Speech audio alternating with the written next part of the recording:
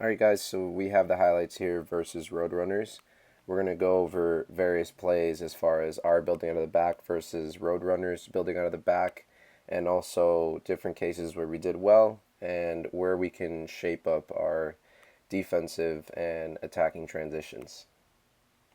So here's our first attempt at building out of the back. We decide to go with Noah to then lead it off to Isaac, but then we panic and then it becomes a scramble and Roadrunners have possession again. So starting off, Isaac, I see that you have the quick shoulder check to see where that first attacker's at. We make it to Noah, but we need to make sure Isaac and Nolan that you guys are already shoulder checking to know the distance you have from that attacker from the jump, because that has already changed from when that first ball is played. The minute that you get this, Nolan, you should be wide so that Isaac can have that option, and we need to just make sure to be a little more calm as far as knowing what we have versus what we don't. There's no need to throw away the possession at that moment. If we're shoulder checking, we have time, we have space, and we can settle to create the next option. Here's Roadrunner's first attempt at building out of the back.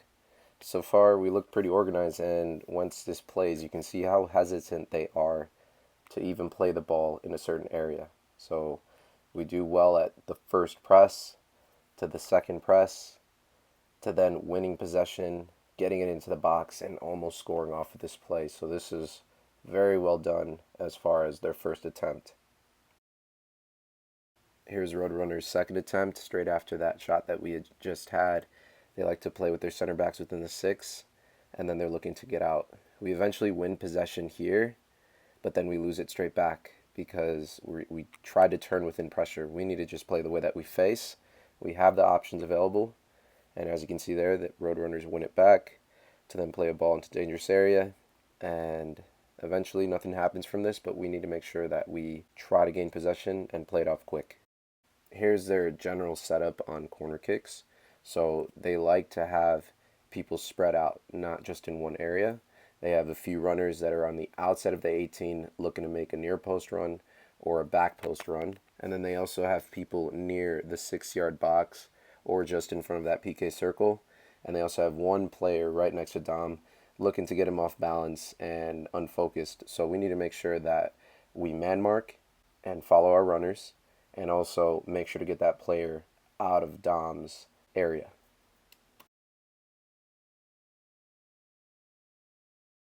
In this play, Roadrunners make a mistake, and we start to press. Immediately when this happens, Blake's going up. We need to start getting numbers forward to be able to support him.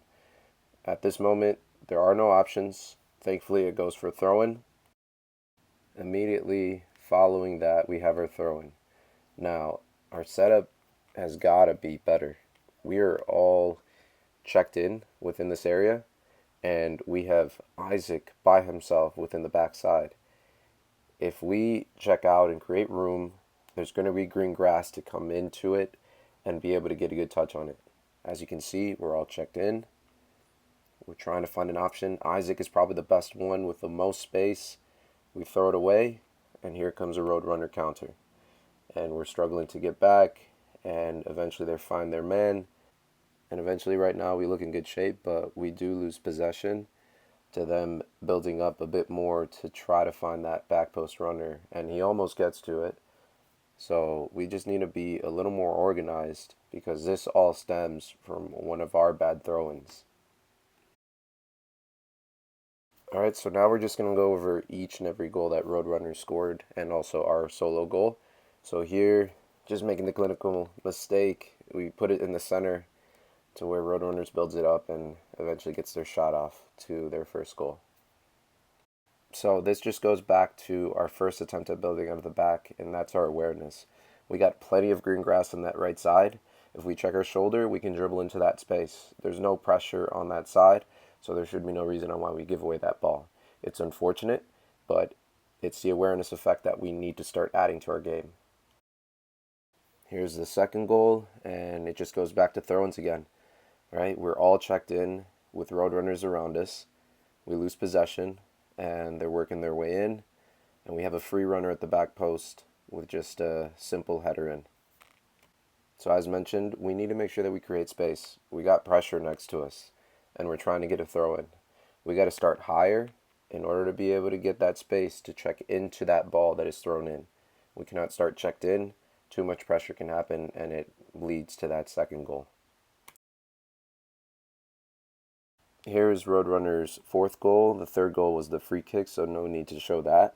Right here, same thing again. It's one of our throw-ins. We throw it into unwanted space.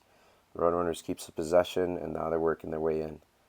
They eventually play their passes, find their player in for just an easy slot finish. So on throw-ins, we got all the time in the world to finally make a decision, but we need to make sure that we are just creating better options. We're going to work on this in training, so we don't make these simple errors, right? We give away free possession, and they eventually get a goal out of this.